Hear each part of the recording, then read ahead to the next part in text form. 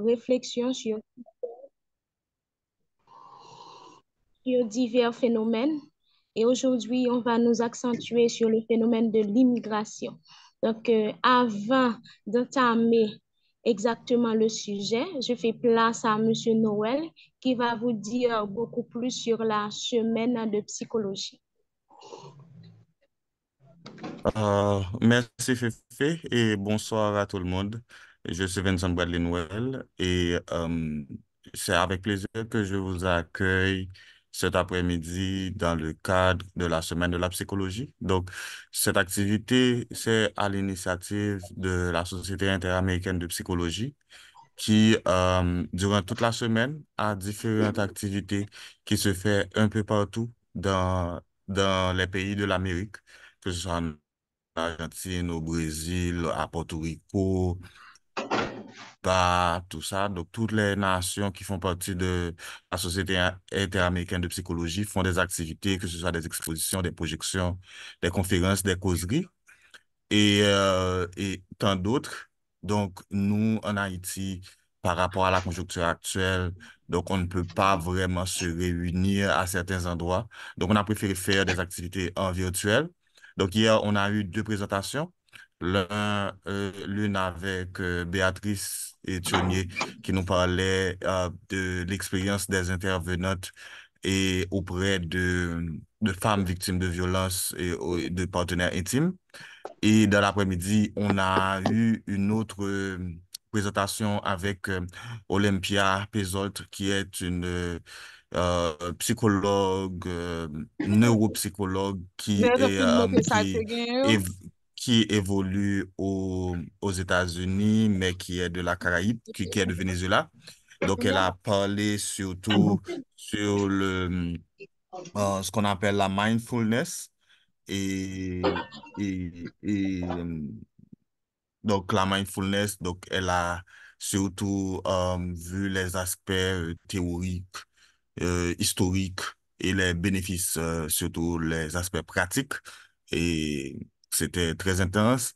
Alors aujourd'hui, on aura trois présentations. Le premier qu'on va avoir avec Leslie Pierre et après on aura deux présentations avec Pascal Négri-Jean-Charles qui va nous parler de, des enjeux de la psychologie. Et avec Leslie, on va voir la situation d'immigrés haïtiens en France. Et avec Pascal, on va voir les enjeux de la psychologie en Haïti.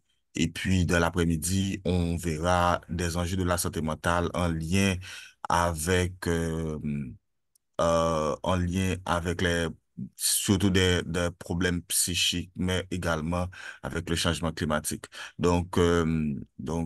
Pour l'instant, on a un Féfé qui va nous rejoindre pour animer cette présentation avec Leslie Pierre. Et voilà, c'est un grand plaisir. C'est un grand plaisir et pour nous de vous accueillir euh, sur ce panel.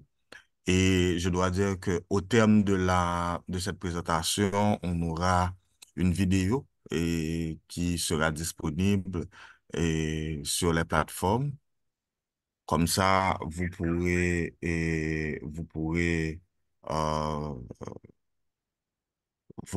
revoir et ce qu'on va débattre, ce que Leslie va nous présenter et aussi les interactions.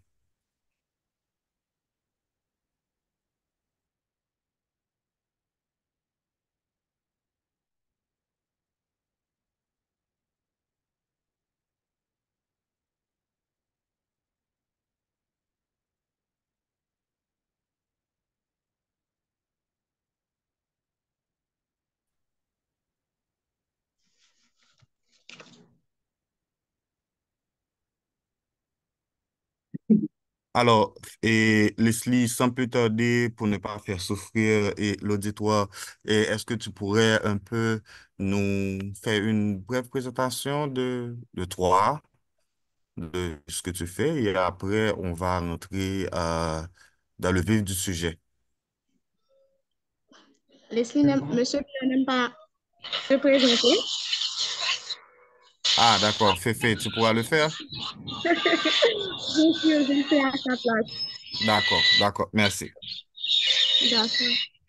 En fait, Monsieur Pierre est un ancien de la faculté des sciences humaines de l'Université d'État d'Haïti, où il a obtenu sa licence en psychologie. Il est, il est détenteur en sociologie clinique et, à l'Université Paris 7 et aussi un master en éducation, cadre d'intervention en terrain sensible à l'Université Paris-Nanterre. Il est actuellement délégué des doctorants au sein du laboratoire d'anthropologie politique. C'est le parcours de Monsieur Pierre.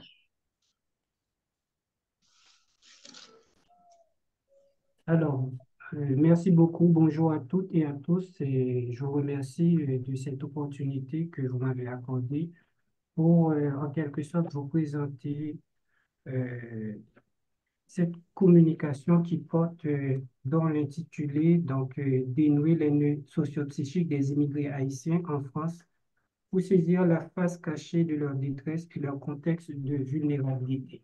Juste avant de vous déployer ma réflexion, j'aimerais quand même souligner un point par rapport au sujet. J'aurais bien aimé, donc ça n'a pas été fait, mais dans un certain sens, on a mis haïtien, mais j'aurais bien aimé qu'on ajoute aussi haïtienne. Alors, pour débuter mon intervention, je vais commencer par quelque chose de très simple. Cette communication qui porte sur la vulnérabilité ou les vulnérabilités pour les migrants en situation régulière ou irrégulière. Donc, j'aimerais souligner sur le fait que toutes et tous qui sont connectés, d'une certaine façon, je vais nous parler. Je dis bien, je vais nous parler, je m'implique, je vous implique. Pourquoi? Parce que parler de l'immigration, donc c'est parler de nous, puisque d'une certaine façon, nous sommes concernés par l'immigration. Si on n'a pas un ami, un proche, donc qui est immigré, parfois on est nous-mêmes immigrés. En ce sens, donc cette communication, je pense que ça devrait intéresser tout le monde sur cette plateforme. Alors, normalement, cette communication qui porte sur la question de la migration, donc notamment sur la question des immigrés, sur la question de la vulnérabilité des immigrés, pour introduire cette communication, j'aimerais en quelque sorte souligner les grands points que je souhaiterais développer avec vous, car le temps, me semble-t-il, est limité, car vous m'avez dit donc, que je devais commencer à 18 heures pile, mais là, il est déjà 18h24 et normalement, j'ai 45 minutes. Alors, En fait, vous avez 20 minutes au maximum pour votre présentation. justement, alors, la question de la migration en France, le phénomène de l'immigration en France, c'est quand même un phénomène qui soulève beaucoup de controverses, beaucoup de débats. J'ai envie de dire même que c'est un phénomène qui, en quelque sorte, crée une forme de clivage dans la société française. Donc, très souvent, l'immigré est considéré, ou la figure de l'immigré est souvent considérée comme une forme d'opprobre social. Donc, cela étant dit, donc, l'une des éléments qu'on pourrait avancer pour souligner cela, c'est surtout les derniers textes de loi adoptés récemment en France sur la question de l'immigration, car on a vu que ce texte de loi a fait couler beaucoup d'encre. Il faut dire que quand on est immigré, donc pour certains auteurs, notamment pour Derivoire, donc l'immigration ou être immigré, c'est en quelque sorte laisser une partie de soi. Donc, on est obligé, en quelque sorte, de faire deuil d'une partie de soi. Donc, l'immigration en soi, en tant que phénomène, donc n'est jamais quelque chose de très de simple. C'est non seulement pour la société d'accueil, mais aussi pour l'individu. Donc, c'est un phénomène assez complexe. Dans le cadre de cette intervention, j'aimerais souligner les grands points que je vais aborder avec vous. Dans un premier temps, ce qui m'intéresse, c'est analyser le phénomène migratoire comme étant un phénomène d'espèce. Donc, quand on parle de l'immigration ou quand on parle de migration, c'est aussi voir ce phénomène comme un phénomène d'espèce qui ne concerne pas que les êtres humains, mais aussi qui concerne d'autres espèces. Dans un second temps, j'essaierai d'analyser avec vous la figure de l'immigré comme paria. Donc, et dans ce cadre-là, donc, j'essaierai de montrer l'immigré au regard même de ce qu'on appelle État. Donc, comment l'État trouve son fondement, sa justification à travers ce qu'on appelle l'étranger, mais aussi ce qu'on appelle aussi dans le cas qui me concerne, l'immigré. Le migrant aussi, je vais essayer d'analyser ou essayer d'approcher le phénomène comme étant une forme d'arme politique. Autrement dit, quand on parle de l'immigration, on va essayer de voir en quoi cela peut être considéré comme une forme d'arme politique, que ce soit pour les États, mais aussi pour les gouvernements. Et pour finir, donc, j'essaierai de parler de ce que j'avais annoncé, en grosso modo, la question de la vulnérabilité des immigrés, leur détresse en quelque sorte. Donc, venons-en donc à ce que je disais. Donc, quand on parle de l'immigration, donc il faut surtout pas considérer l'immigration comme étant un phénomène typique ou lié à l'homme. Donc, c'est un phénomène qu'on observe aussi chez les animaux aussi. Donc, ce phénomène est présent, donc les animaux aussi, ils immigrent suivant une époque ou une période donnée ou une saison donnée. Donc, quand on parle de l'immigration, donc il faut surtout prendre le soin de ne pas calquer ce phénomène ou ce mouvement qu'à l'homme, mais plutôt voir ce phénomène comme étant un phénomène plus large. L'immigration, donc, quand on parle d'immigrés, et notamment dans le contexte français, donc, généralement, on parle de l'immigration, on parle d'immigrés, mais en réalité, lorsqu'on parle d'immigrés, de quoi on parle? Qu'en est-il de la vie de l'immigré? Donc, avant de développer cet aspect, donc je tiens à souligner sur le fait qu'en France, suivant les études de l'INSEE, donc il y a 10% de la population française, de la population qui sont immigrés. Cela veut dire quoi? Donc, grosso modo, sur l'ensemble du territoire français, donc il y a en quelque sorte 10% de la population qui sont considérés comme des étrangers. Mais néanmoins, comment on voit ces gens-là? Il faut dire que quand on parle de l'immigration en France, donc c'est vrai, la société française, dans son histoire, donc c'est une société le phénomène de l'immigration en soi n'est pas un phénomène nouveau, mais néanmoins, la question de l'immigration n'a jamais été acceptée au sein de la société française. Pour bien comprendre cela, il faut se référer aux travaux de Gérard Noiriel, historien, qui montre dès le XVIIe siècle, il y a eu des figures d'immigrés, mais néanmoins, ces personnes-là n'ont jamais été acceptées dans la société française. Donc, autrement dit, il y a toujours eu une remise en question des immigrés ou encore des personnes étrangères dans la société française. Alors, ce qui est important, c'est qu'aujourd'hui, au XXIe siècle, comment on voit l'immigré? Tenant compte du fait que quand on parle de l'immigration, donc, et en France, ou quand on parle de la France, on dit souvent que c'est une société ou c'est une terre d'accueil. Est-il vrai que la France est une terre d'accueil pour les immigrés. Pour cela, il est important d'aller interroger les étrangers, autrement dit, les immigrés pour bien comprendre. Parce que ma démarche part du principe que pour bien comprendre la société, pour bien comprendre le phénomène, il faut aller vers les personnes concernées. Autrement dit, il ne s'agit pas d'aller prendre ce qui se dit ou ce qui est dit dans les livres, mais c'est surtout aller rencontrer les gens. Alors, dans ce cadre-là, dans le cadre de ma recherche, donc, je me suis entretenu avec un certain nombre de personnes, que ce soit ceux qui sont en situation régulière, mais aussi celles et ceux qui sont en situation irrégulière.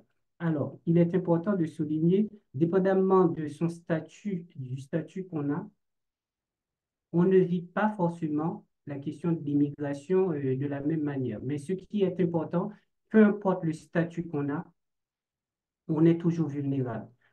Pour cela, pour bien comprendre qu'est-ce qui fait que l'immigré est toujours vulnérable, qu'est-ce qui fait, peu importe le statut de l'immigré, il est toujours vulnérable, il est important de souligner qu'est-ce que c'est que la vulnérabilité. La vulnérabilité, en réalité, donc, c'est un concept qui a été travaillé par beaucoup d'auteurs, notamment Robert Castel, qui lui-même nous dit, par définition, donc la vulnérabilité renvoie à la précarité et à la fragilité. Donc, d'entrée de jeu, Castel nous pose le rapport de l'individu à la société dans ses travaux. Donc, pour parler de la question de la vulnérabilité des individus, donc, il le met surtout en rapport à la société. Il faut comprendre que la position de Castel vient du fait que surtout que Castel était un sociologue. Mais néanmoins, pour bien comprendre que la question de la vulnérabilité, c'est quelque chose qui concerne l'individu, mais aussi dans le cas qui me concerne, donc les immigrés, je vais essayer de prendre la question de la vulnérabilité ou le phénomène sous un autre angle. Alors, qu'est-ce qui est dit par rapport à la question de la vulnérabilité? Il faut comprendre que selon Martuchelli, la vulnérabilité est presque perçue comme existentielle, autrement dit. Donc, quand on est l'humain est en quelque sorte vulnérable. Mais dans le cas qui concerne l'immigration, on est vulnérable et c'est là que je vais surtout développer la question de ce qu'on appelle les l'arc de vulnérabilité. Ce qui m'intéresse, autrement dit, donc quand je parle de la vulnérabilité en contexte migratoire, donc je développe ce qu'on appelle l'arc migratoire, l'arc des vulnérabilités à travers quatre notions, le corps, le droit, la mémoire, le temps. On est vulnérable quand on est immigré par rapport à notre corps. Cela dit, l'immigré très souvent fait face à ce qu'on appelle la xénophobie, surtout quand il est de couleur noire. Autrement dit, pour bien comprendre la question de la vulnérabilité par rapport à ce qu'on appelle le corps, donc la vulnérabilité, il faut surtout s'apparenter ou se situer par rapport à la question de la xénophobie. Mais l'immigré n'est pas simplement vulnérable par rapport à son corps, mais l'immigré est aussi vulnérable par rapport aux droits. En France, quand on pose la question de la vulnérabilité des immigrés, généralement, on vient ou on appréhende cette question par rapport à la question du droit. S'il est vrai qu'en France, il y a un ensemble de droits qui concernent des textes juridiques qui concernent les immigrés, mais en analysant ces textes juridiques, on voit que au lieu ces textes juridiques, en dépit du fait que ce sont des textes juridiques, cela n'empêche pas que ces textes juridiques, en quelque sorte, empêchent les individus d'être vulnérables. Dans certains cas, ces textes juridiques même sont au fond l'objet même de vulnérabilité ou créent les conditions vulnérables même de l'individu. Pour cela, je prends un exemple. La plupart, je pense que pour certaines personnes qui sont sur la plateforme, donc peut-être vous n'avez pas fait d'expérience de l'immigration en France, Mais en France, donc, quand on vit en France, on est immigré, donc très souvent, on est astreint à renouveler son titre de séjour. Donc, et là, s'il est juridiquement, si c'est une démarche juridique, très souvent, les gens, ils se rendent compte qu'ils sont vulnérables parce que par rapport à cet aspect juridique ou par rapport à cet aspect administratif qui relève du droit. Pourquoi? Parce que quand on est appelé à renouveler son titre de séjour, rien, aucune on n'a aucune certitude que le fait qu'on va ou qu'on fait les démarches pour renouveler son titre de séjour, on l'aura. Même si on vous dit qu'il faut avoir un certain nombre de choses qui paraissent en quelque sorte objectives, mais néanmoins, la dernière décision reste et ou relève de la bonne volonté parce que plusieurs personnes que j'ai interrogées, donc qui ont eu leur titre de séjour, et qui ont quand même suivi les mêmes démarches, pour X raisons, ils ne l'ont pas eu après. Donc, cela dit, donc, l'immigré, il est souvent à la merci de ceux qui décident. Autrement dit, c'est quelqu'un qui est vulnérable. Je parlais de l'acte des vulnérabilités et jusque-là, j'ai développé ou en quelque sorte, j'ai vu avec vous comment cette question de vulnérabilité s'exerce à travers le corps, s'exerce aussi à travers le doigt. Maintenant, je vais essayer de voir avec vous la question de les vulnérabilités à travers ce qu'on appelle la mémoire. Quand on quitte son pays, donc, il y a une histoire derrière. Et généralement, quand on quitte son pays, il n'est jamais facile de faire le deuil de son départ. Si bien que Sayad, à travers son livre intitulé La double absence, il stipule celui qui est immigré, l'immigration ou la double absence pour lui, c'est la combinaison de ce qu'on perd au départ et ce qu'on oublie, et ce qu'on n'obtient pas à l'arrivée. Autrement dit, celui qui laisse son pays, il sait qu'il perd quelque chose, mais il espère obtenir des choses en arrivant, sauf que la réalité, c'est que il n'obtient pas souvent, ou pour ne pas dire, il n'obtient pas toujours à l'arrivée ce qu'il obtient. Ce qui fait que très souvent, l'immigré vit une forme de désillusion. En tout cas, l'expérience de l'immigré est souvent marquée par une forme de désillusion parce que ce qu'on a en tête au départ, très souvent, on n'a pas forcément, et à l'arrivée, c'est pas forcément ce qu'on vit ou ce qu'on voit. Je vais développer dans l'acte des vulnérabilités le quatrième point, à savoir le temps. Le temps, c'est aussi un élément qui permet à l'immigré de prendre conscience de sa vulnérabilité.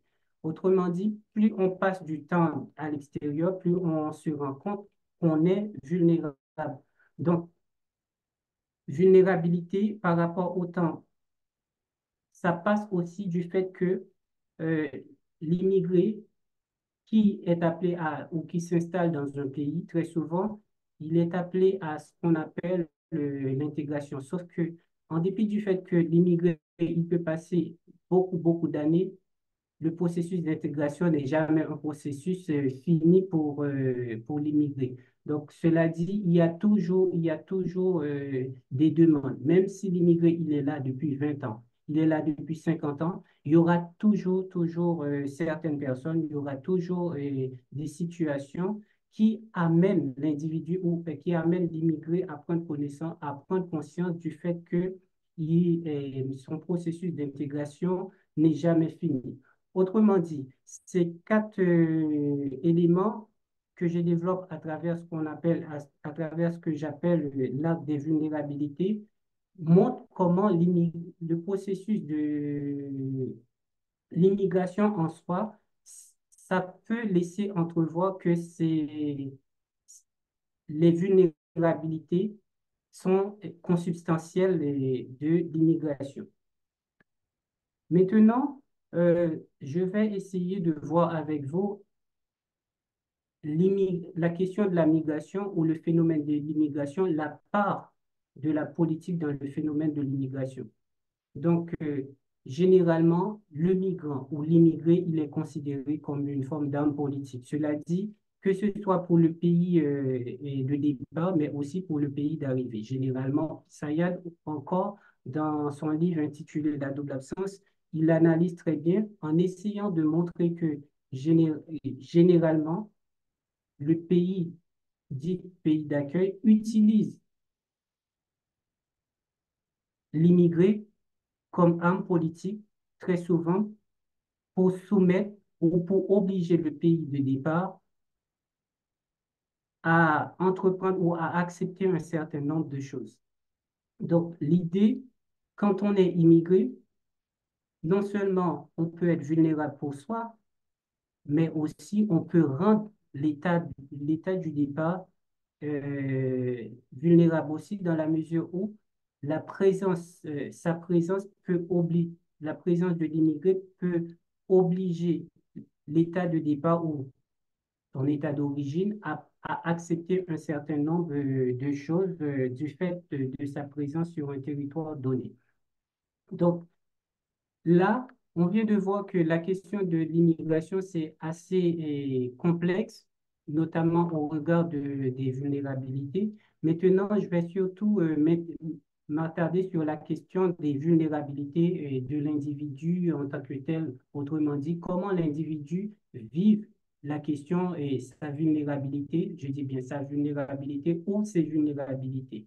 Donc, pour cela, ma démarche est la suivante. Donc, je me suis intéressé jusque-là, j'ai interrogé un certain nombre de personnes, donc plus de 40 personnes. Je me suis intéressé aux entretiens et j'ai adopté la démarche ou l'approche récit de vie pour mieux comprendre en quelque sorte les vulnérabilités de ces gens.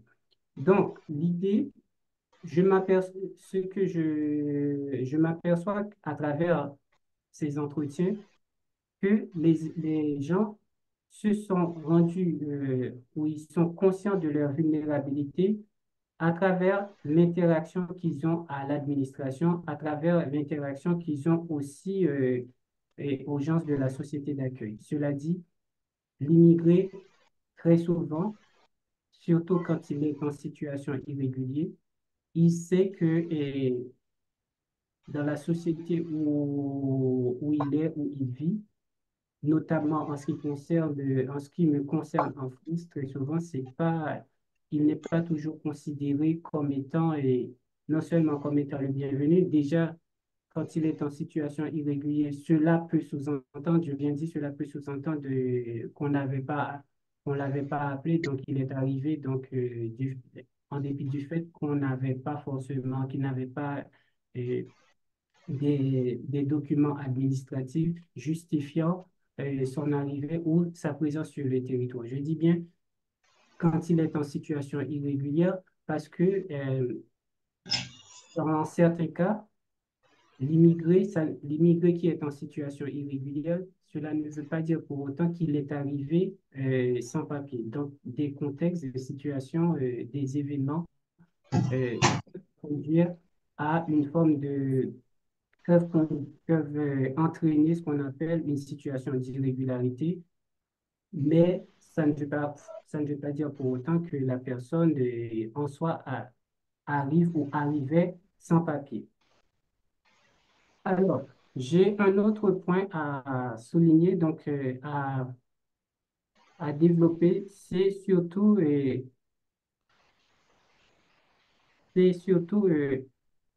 le rôle ou la place de l'immigré dans la justification de l'État ou de ce qu'on appelle la nation.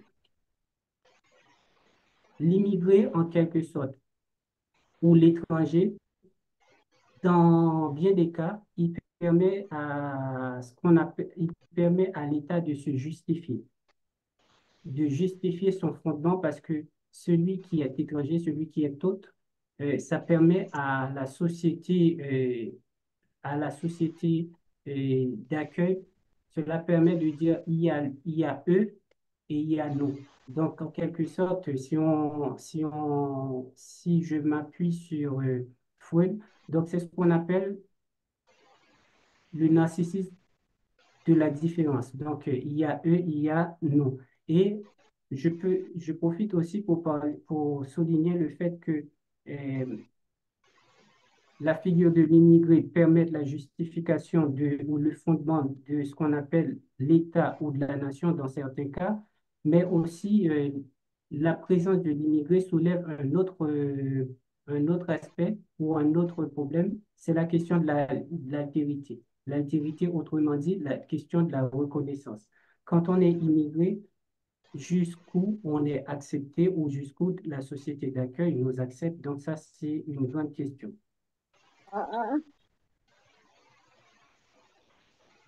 Je voulais aussi insister sur le fait, en parlant de cette question de vulnérabilité, sur le fait que l'expérience migratoire peut aussi engendrer ce qu'on appelle la pathologie de la honte.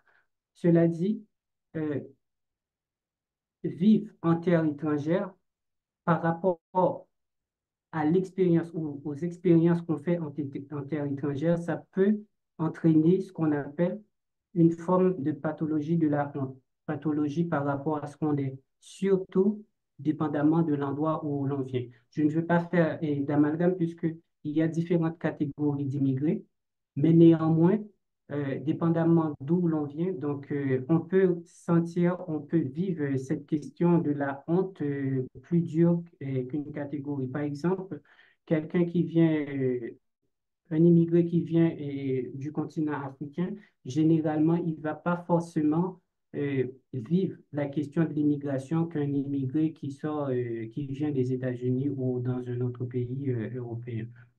Donc, c'est pour dire, en quelque sorte, la question de l'immigration peut provoquer une forme de pathologie de la honte. Et je tiens à souligner un autre aspect sur le fait que la question, l'immigré, dans la société d'accueil, c'est ce qu'on appelle, c'est ce que j'appelle, c'est ce que j'appelle, c'est, c'est une personne ou une catégorie nécessaire, mais indésirable.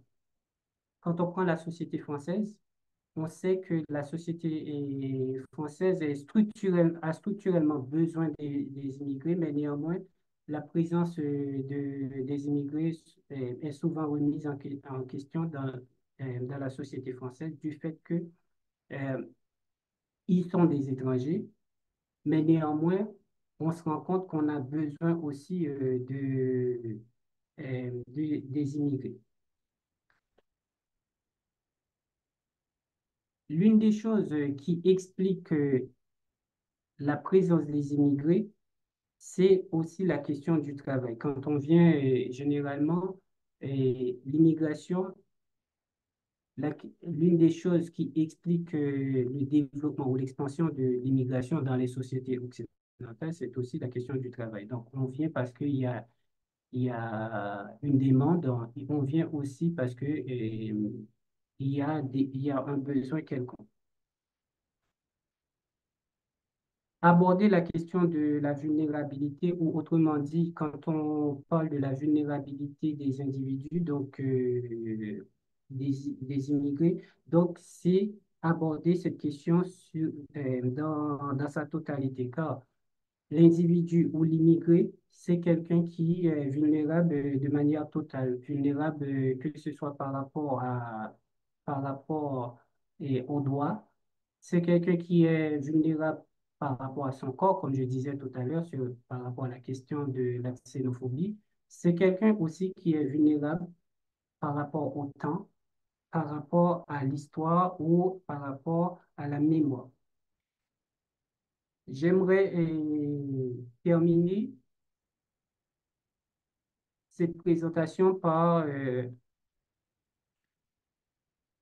une- j'aimerais terminer cette présentation par l'extrait d'un entretien réalisé avec une des personnes dans le cadre de, de cette étude en cours. Alors, la personne en question, de façon anonyme, je l'appelle Gérard. Donc, Gérard, qui est arrivé en France il y a de cela 15 ans. Donc, il est arrivé en France, ça fait plus de 15 ans. Donc, il a laissé le pays. À l'époque, c'était en 2004. Il a laissé le pays après le départ du président Jean-Bertrand Aristide. Donc, il a fait plusieurs voyages. Il a passé par la République dominicaine. Ensuite, il a fait des pays des Antilles. Il a fait la Martinique jusqu'à arriver en France. Ça fait plus de 15 ans. Gérard a quitté son pays. Donc, il vit en situation irrégulière. Et quand je l'ai interrogé, donc il m'a fait savoir, son expérience d'immigré non seulement est due par rapport par rapport aux événements qui ont lieu en Haïti, mais cette expérience l'a amené à comprendre une chose.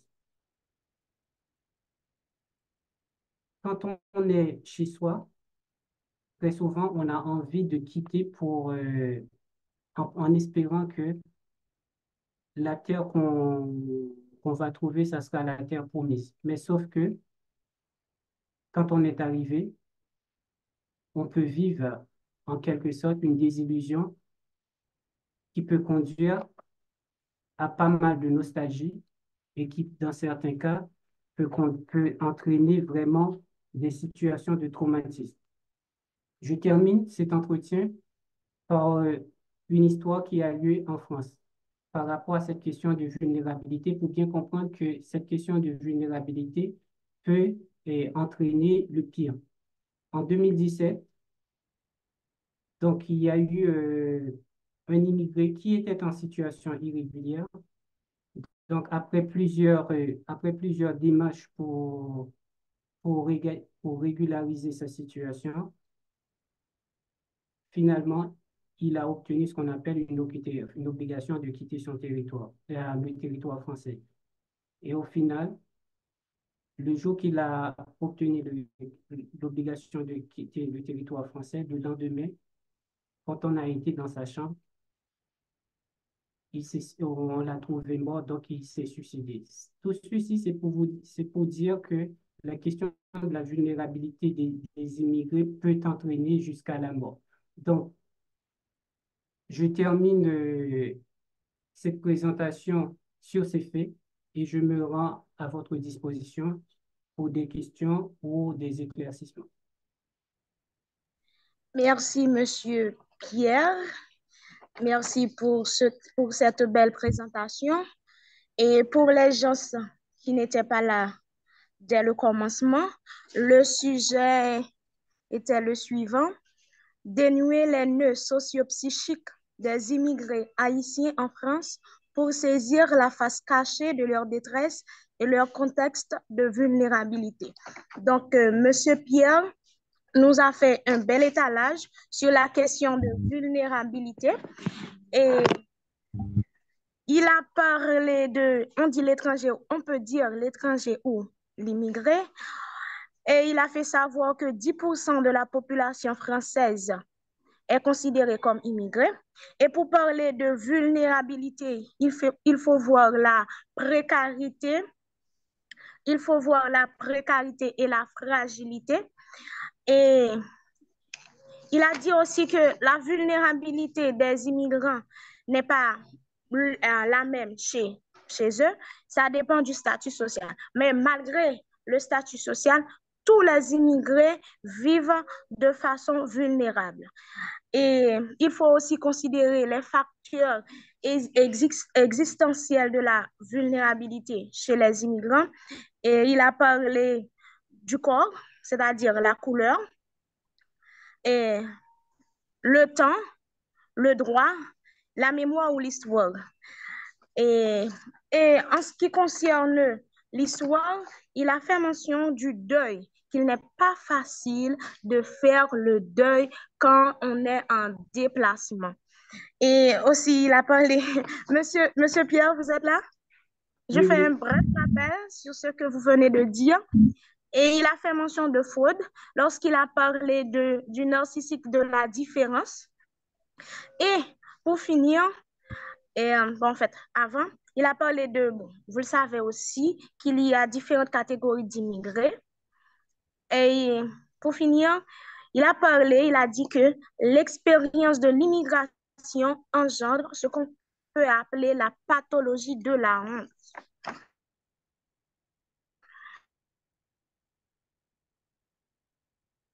Donc, c'était ça. Maintenant, à vous, Monsieur Pierre, je crois qu'il est bien disponible à prendre vos questions. Donc, il y aura quand même.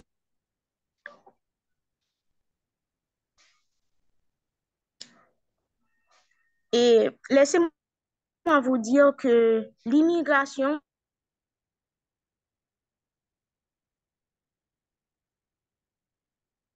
ce sujet, il est centré sur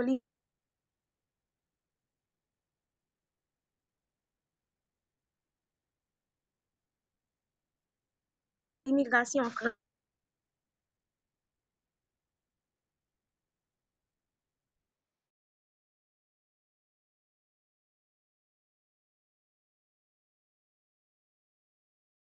Euh, je ne sais pas si c'est fait à un problème de signal. Alors, Leslie, j'avais une question en attendant que les autres réagissent, les autres participants réagissent. Et je dois dire que vous pouvez réagir soit sur le chat ou ouvrir directement le micro. Euh, donc, normalement, on va avoir tout à l'heure la présentation de Pascal et euh, oui, ma question, Leslie, c'était, est-ce que dans ton travail, tu as abordé, je sais pas, peut-être que j'ai omis cette partie dans ta présentation, mais je voudrais revenir sur, est-ce que dans ton travail, tu as fait un lien entre, la situation et psychologique, euh, des Haïtiens vivant en situation irrégulière en France, mais par rapport à, par rapport à Haïti. Est-ce que à un certain moment, soit il y a une volonté de retour, mais comment Haïti affecte l'état, je pourrais dire psychologique ou l'état en général des personnes que tu as pu rencontrer? Est-ce que tu comprends le sens de ma question? D'accord, merci.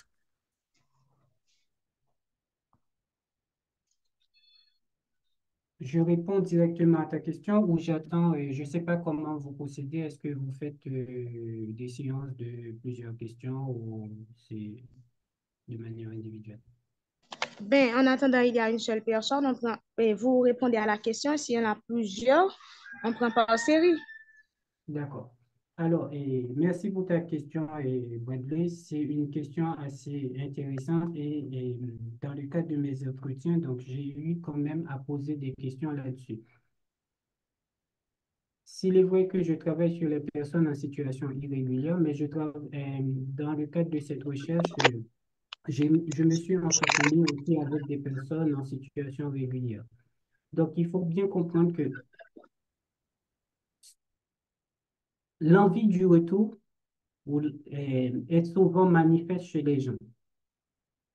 Donc, quand on part, très souvent, quand on part, on ne sait pas si vraiment on a l'envie de retourner, donc surtout par rapport au contexte dans lequel nous vivons. Mais c'est, c'est assez intéressant comme élément parce que, et je pense que la psychologie, en tant que discipline, peut nous permettre de comprendre un certain nombre de choses. L'individu qui part, très souvent, euh, au moment du départ, l'individu n'est pas toujours conscient ou ne se dit pas s'il va retourner ou pas. Je viens dire très souvent. Mais l'idée, dans le cadre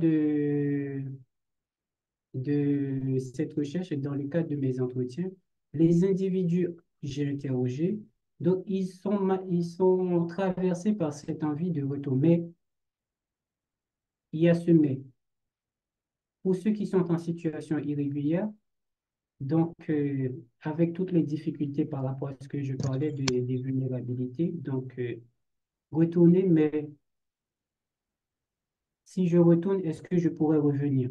Ça, c'est une grande interrogation. Donc, qui crée une forme d'ambivalence chez la personne. Mais il y a aussi cette volonté de retour qui reste impossible par le contexte même du pays. Donc, il y en a qui se disent tout bonnement, donc Haïti est notre pays, on a envie de retourner.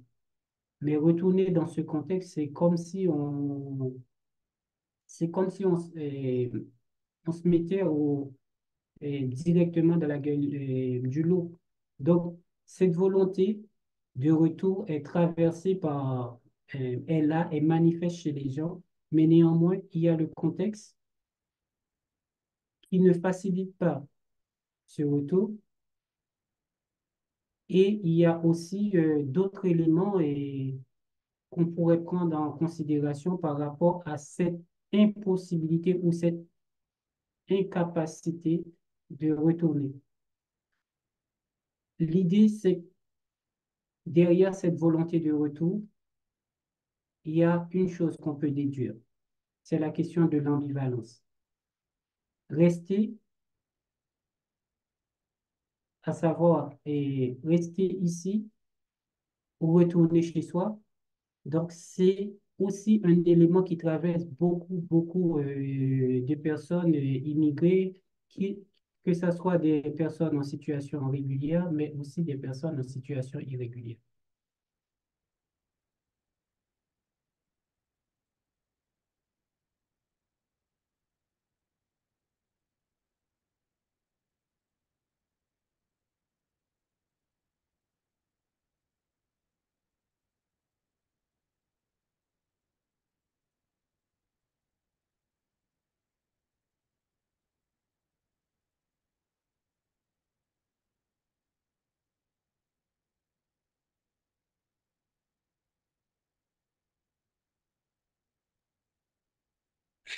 Bonsoir, je présente mes félicitations à Monsieur Pierre pour sa présentation. Ben, j'ai levé la main, on m'a pas accordé la parole, donc du coup, je Moi, vais- j'ai vu, bon, c'est pas moi le modérateur. Ouais. Donc, et en fait, je j'ai pas bien saisi le nom ou la nationalité de la personne que tu as mentionné tout à l'heure qui, au lieu de retourner dans son pays, qui a préféré se suicider. Donc, ma question, c'est par rapport et est-ce que le fait de retourner à son pays est pire que la situation d'irrégularité que l'immigrant ou l'immigré vit dans le pays d'accueil? Donc, est-ce que cette situation-là est telle qu'elle porte l'individu à se donner la mort que de retourner dans son pays d'origine? Merci. Merci pour on se tutoie parce que bon, on se connaît quand même. En fait, merci pour la question. C'est assez complexe de répondre à la question, mais en tenant compte la personne qui est passée à l'acte, donc c'est pas quelqu'un qu'on a eu le temps d'interroger pour savoir, sinon il a laissé euh, une lettre donc, pour expliquer son passage à l'acte. Mais néanmoins, l'idée, c'est qu'il n'a pas précisé si la situation relative à son pays est pire que la situation qu'il vit en France ou qu'il a vécu en France. Mais ce qui est important, l'idée, la plupart des gens qui ne veulent ou qui sont réticents à l'idée de retourner, il y a surtout ces éléments qui rentrent en ligne de compte.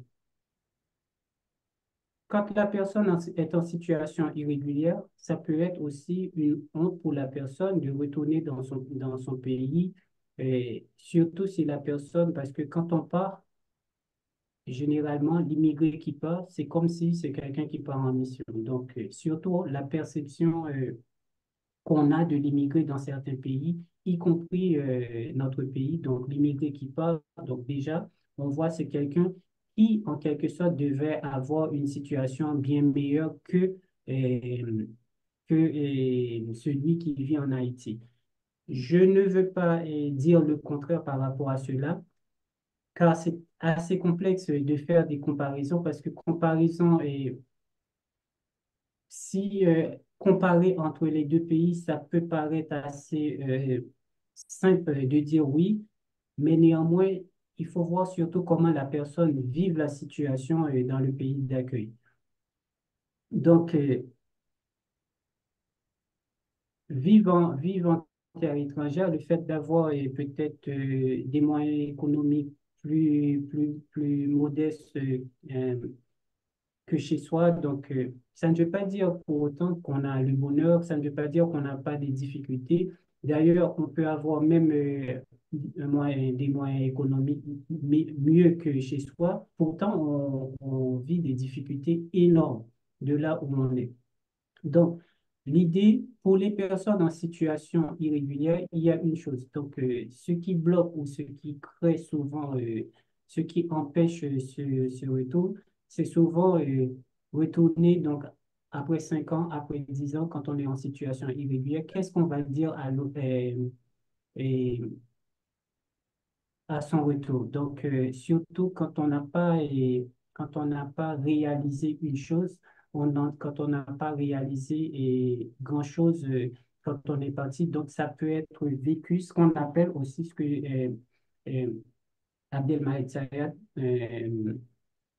parle dans son livre de la double absence que, comme une forme de dette.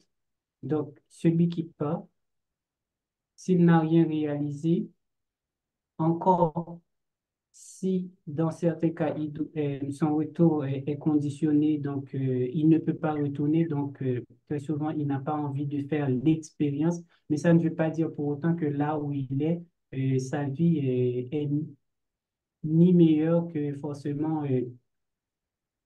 là où que la situation qu'il vivait dans son pays d'accueil, dans son pays d'origine. Entre autres, il, il y a lieu aussi de souligner qu'il faut le courage de le faire, donc de retourner, mais celui ou ceux qui arrivent souvent, celui ou celles et ceux qui arrivent à le faire, très souvent, ça leur permet de prendre conscience d'un certain nombre de choses quand ils arrivent à le faire. Hier, je réfléchissais avec une collègue donc, qui parlait, qui disait, et la plupart elle qui a fait des recherches en Afrique. Donc, il y a des personnes en situation irrégulière qui ont fait le choix de revenir dans leur pays et qui, une fois arrivés sur le terrain, ils ont monté des collectifs, ils ont aussi entamé un ensemble de démarches ou d'initiatives d'ordre politique pour sensibiliser les gens par rapport à l'expérience migratoire.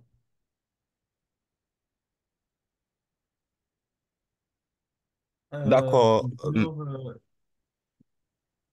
Oui, Il y a d'autres Benji. questions? Oui, Benji, on prend une question et après on termine parce que une autre présentation, on a largement dépassé l'heure qui était prévue et on prend Mhm. une question et après on espère que ce sera assez bref. Benji, soit bref et puis Leslie et euh, soit assez bref dans ta réponse et après on va passer à l'autre présentation. oui, Bradley, en fait, bonjour. Alors, ce que je voulais, c'était pas trop poser une question, mais peut-être ajouter un élément de réponse si c'est possible par rapport à la question d'Emile, que j'ai trouvé D'accord, très pertinente. d'accord. Si c'est bien. Oui, oui, tu peux aller, Benji. On Oui, alors, t'écoute. Alors, moi, ce que je me disais, c'est que dans la question de l'immigration, il faut prendre en compte la question de l'ICI. L'ICI, qui est le pays d'origine, et là-bas, le pays d'accueil, qui est un pays souvent fantasmé, qui a dans l'imaginaire de l'individu une importance par rapport à ce qu'il souhaite. Alors, la question qu'il faut se poser, c'est qu'est-ce qui ferait que des gens sont prêts à prendre des risques, vraiment des risques, quand ils savent, par exemple, ils prennent tel bateau, ils risquent de se noyer, donc ils savent qu'il y a des gens qui se noient, ils savent que là où ils vont, ça ne va pas être facile, qu'ils ne vont pas vraiment être bien accueillis, mais ils prennent ce risque d'aller là-bas et de laisser l'ici. Moi, ce que j'ajouterais à ce que Leslie a dit, il y a aussi le fait que l'individu se pense dans un endroit où il peut se réaliser, où il voit qu'il peut avoir, il peut donner un sens à sa vie. Voilà. Donc, si dans l'ici, le pays d'origine, l'individu ne sent pas, ne voit pas que dans 5 10 15 ans, il peut faire quelque chose pour donner un sens à sa vie, donc certainement, il n'a pas intérêt à rester là-bas. En fait, il n'a pas ce désir de rester là-bas. Alors que dans le pays d'accueil, même s'il sait qu'il a un statut en fait, d'immigré, il est illégal, il pense quand même à un moment donné, il peut être régularisé, donc il peut faire quelque chose de sa vie. Même si il est victime de discrimination et tout, mais il peut, dans ce pays d'accueil, il peut s'imaginer, il peut penser sa vie autrement. Alors que dans son pays d'origine, des fois, par rapport aux conditions difficiles, il n'a même pas cette chance d'imaginer sa vie, donc de se projeter. Donc, à mon sens, c'est ça en fait. C'est quel sens l'individu arrive à donner à sa vie quand il est dans tel endroit. Est-ce qu'il arrive à se projeter? Est-ce qu'il arrive à s'imaginer dans 5 10 15 ans? Est-ce qu'il arrive à se penser à faire quelque chose de sa vie? Alors que dans tel autre espace, il n'a pas forcément cette possibilité de se projeter, voilà, de donner un sens à sa vie. C'est un peu ce que je voulais ajouter par rapport à cela et parce que je trouve que c'était très intéressant la question d'Émilie. D'accord, merci Benji. Monsieur Pierre, Oui. un dernier mot? Ben, en fait, je tiens surtout à remercier les organisateurs, Bradley, vous. Je pense que c'est une fenêtre. Donc, parler de l'immigration, donc, très souvent, et on a une idée fantasmée de l'immigration comme si, quand on est immigré, tout est rose. Donc, c'est vraiment une réflexion.